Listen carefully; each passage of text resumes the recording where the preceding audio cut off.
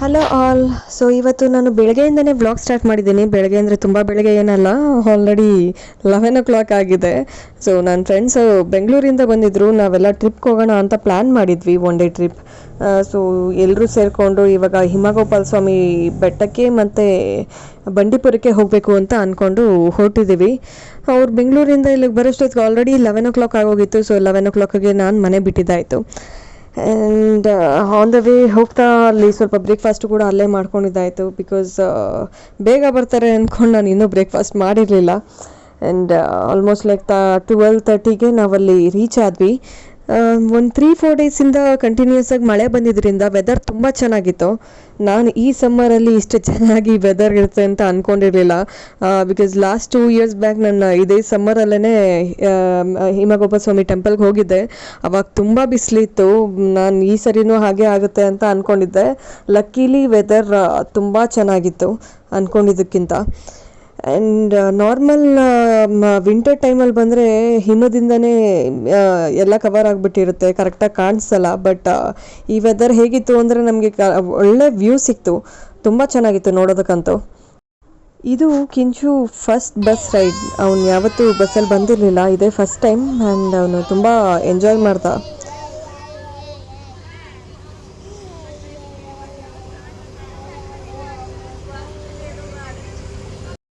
So ಅಂತೂ ಇಂತೂ ದೇವಸ್ಥಾನನ reach ಆಗಾಯಿತು. Weather ಅಂತೂ ತುಂಬ ಚೆನ್ನಾಗಿದೆ. ಈ ಏಪ್ರಿಲ್ ಮಂತಲ್ಲಿ ನಿಜವಾಗ್ಲೂ ಇಷ್ಟು ಒಳ್ಳೆ ವೆದರ್ ಇರುತ್ತೆ ಅಂತ ಅಂದ್ಕೊಂಡಿರಲಿಲ್ಲ. ಲಕ್ಕಿಲಿ ವೆದರ್ ತುಂಬ ಚೆನ್ನಾಗಿದೆ. ನನ್ನ ಮಗನಿಗೆ ಕಿಂಚು ಅಂತ ಹೆಸರಿಡೋದಕ್ಕೆ ಕಾರಣ ಕೂಡ ಇದೇ ದೇವಸ್ಥಾನನೇ.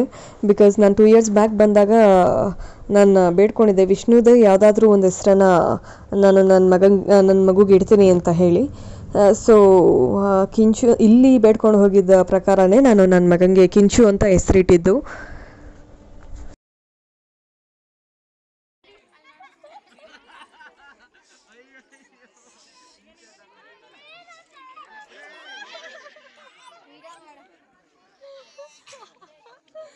ಚೆನ್ನಾಗಿದೆ ನೋಡಿ ಜಣಿಯಲ್ಲಿ.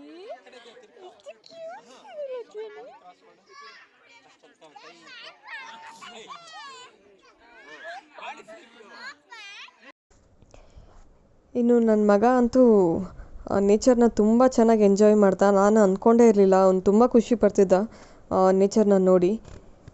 ಈ ಬ್ಯುಸಿ ಲೈಫಲ್ಲಿ ಸ್ವಲ್ಪ ಬ್ರೇಕ್ ಸಿಗ್ತಂಗೆ ಆಯಿತು. ಆಫೀಸ್ ಕೆಲಸ ಮನೆ ಅಂತ ಯಾವಾಗಲೂ ಬ್ಯುಸಿಯಾಗಿ ಹೋಗಿರ್ತೀವಿ.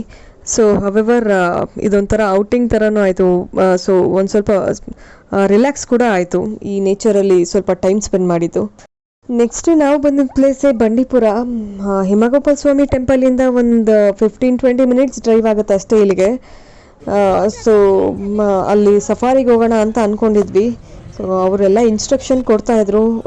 ನಾವು ಕಾಡು ಒಳಗಡೆ ಹೋದ್ಮೇಲೆ ಯಾರು ಜೋರಾಗಿ ಮಾತಾಡಬಾರ್ದು, ಪ್ರಾಣಿಗಳನ್ನ ನೋಡಿದಾಗ ಕೂಗಬಾರ್ದು ಅನ್ನೋ ಇನ್ಸ್ಟ್ರಕ್ಷನ್ ಎಲ್ಲ ಕೊಡ್ತಿದ್ರು. ಬಿಕಾಸ್ ಪ್ರಾಣಿಗಳಿಗೂ ಕೂಡ ಡಿಸ್ಟರ್ಬ್ ಆಗುತ್ತಲ್ಲ. ಸೊ ಅವು ವೈಲ್ಡಾಗಿ ಬಿಹೇವ್ ಮಾಡೋಕ್ಕೆ ಶುರು ಮಾಡಿದ್ರೆ ಕಷ್ಟ. ಸೊ ಅದಕ್ಕೋಸ್ಕರ ಯಾರೇ ಆಗಲಿ ನೀವು ಸಫಾರಿಗೆ ಹೋದಾಗ ಅಥವಾ ಕಾಡು ಒಳಗಡೆ ಹೋದಾಗ ಜೋರಾಗಿ ಕಿಚ್ಚೋದು, ಪ್ರಾಣಿಗಳನ್ನ ನೋಡಿದಾಗ ಎಲ್ಲ ಮಾಡೋಕ್ಕೆ ಹೋಗಬೇಡಿ. ನಾವು ಸಫಾರಿಗೆ ಹೋಗ್ಬೇಕಾದ್ರೆ ದೇವ್ರೆ ಪ್ಲೀಸ್ ನಮಗೆ ಹುಲಿ ಕಾಣಿಸ್ಲಿ ಅಂತ ಅಂದ್ಕೊಂಡು ಹೋದ್ವಿ. ನಿಜ ಹೇಳಬೇಕು ಅಂದರೆ ನಾವು ಸಫಾರಿ ಹೋಗಾದ್ಮೇಲೆ ನಾವು ಆ ನೇಚರ್ನ ಎಂಜಾಯ್ ಮಾಡಿದ್ವಿ ಹೊರತು ಖಂಡಿತ ಪ್ರಾಣಿಗಳನ್ನೆಲ್ಲ. ಬಿಕಾಸ್ ನಮ್ಗೆ ಅಲ್ಲಿ ಸಿಕ್ಕಿದ್ದು ಕಾಡು ಒಳಗಡೆ 1-2 ಆನೆ ಮತ್ತು ನವಿಲು, ಅದಾದಮೇಲೆ ಉಡ್ಪಿಕರ್, ಅದು ಬಿಟ್ಟರೆ ಜಿಂಕೆಗಳು ಸಿಕ್ತು ಅಷ್ಟೇ.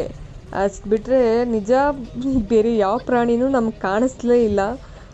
1.5 hour ಟೈಮ್ ವೇಸ್ಟ್ ಅಂತಲೇ ಅಂದ್ಕೊಂಡ್ವಿ ನಾವು. ಸೊ ಆ ಕಾಡಿಂದ ಆಚೆ ಬಂದಾಗಲೇ ಆನೆಗಳು ಜಾಸ್ತಿ ಕಾಣಿಸಿದ್ವು. ಆ್ಯಂಡ್ ಜಿಂಕೆಗಳು ಕೂಡ ಕಾಡಿಂದ ಆಚೆ ಅವರೇನು ಡೆನ್ಸ್ ಫಾರೆಸ್ಟ್ ಅಂತ ಹೇಳ್ತಾರೆ, ಆ ಫಾರೆಸ್ಟಿಂದ ಆಚೆ ಬಂದಾದ್ಮೇಲೆ ಜಾಸ್ತಿ ಪ್ರಾಣಿಗಳು ಕಾಣಿಸ್ತು. So waste of time and ಮನಿ ಅಂತ ಅನ್ನಿಸ್ತು. ಬಟ್ ಎಸ್, ಫಾರೆಸ್ಟ್ ಒಳಗಡೆ ಹೋಗಿದ್ವಿ ಅನ್ನೋ ಒಂದು ಸ್ಯಾಟಿಸ್ಫ್ಯಾಕ್ಷನ್ ಕೂಡ ಇತ್ತು. ಬೆಟರ್ ನೀವು ಯಾರಾದರೂ ಬಂಡೀಪುರಕ್ಕೆ ಟ್ರಿಪ್ ಹೋಗಬೇಕು ಅಂತ ಅಂದರೆ ಅಲ್ಲಿ ನೀವು ಸ್ವಲ್ಪ ದೂರದವರೆಗೂ ನಿಮ್ಮ ಕಾರಲ್ಲೇ ಹೋಗ್ಬೋದು. ಆ ಪ್ಲೇಸ್ಗಳಿಗೆ ಹೋಗಿ ಅಷ್ಟೇ. ನಿಜ ಸಫಾರಿ ಅಂತ ಹೋಗೋದು ಅಟ್ಟರ್ ವೇಸ್ಟ್ ಅಂತ ಅನಿಸುತ್ತೆ ನನಗೆ. ಅದು ಬಿಟ್ಟರೆ ನಿಮಗೆ ಕಬಿನಿಲೇ ಜಾಸ್ತಿ ಟೈಗರ್ ಸೆಲ್ಸ್ ಆಗ್ತಿದೆ ಅಂತ ಹೇಳ್ತಾರೆ. ಬಟ್ ಎಷ್ಟು ನಿಜ ಅಂತ ನನಗೂ ಕೂಡ ಗೊತ್ತಿಲ್ಲ. ಓವರಾಲ್ ಈ ದಿನದ ವ್ಲಾಗ್ ಹೀಗಿತ್ತು ಆ್ಯಂಡ್ ಈ ದಿನದ ದಿನಚರಿ ಹೀಗಿತ್ತು. ಸೊ ಈ ವಿಡಿಯೋ ನಿಮಗೆ ಇಷ್ಟ ಆಗಿದೆ ಅಂತ ನಾನು ಭಾವಿಸ್ತೀನಿ. ಇಷ್ಟ ಆಗಿದರೆ ದಯವಿಟ್ಟು ಲೈಕ್ ಮಾಡಿ, ಸಬ್ಸ್ಕ್ರೈಬ್ ಮಾಡಿ. ಥ್ಯಾಂಕ್ಸ್ ಫಾರ್ ವಾಚಿಂಗ್ ಗೋಲ್ಗಪ್ಪ ಗುಂಡ ಯೂಟ್ಯೂಬ್ ಚಾನಲ್. ಬಾಯ್.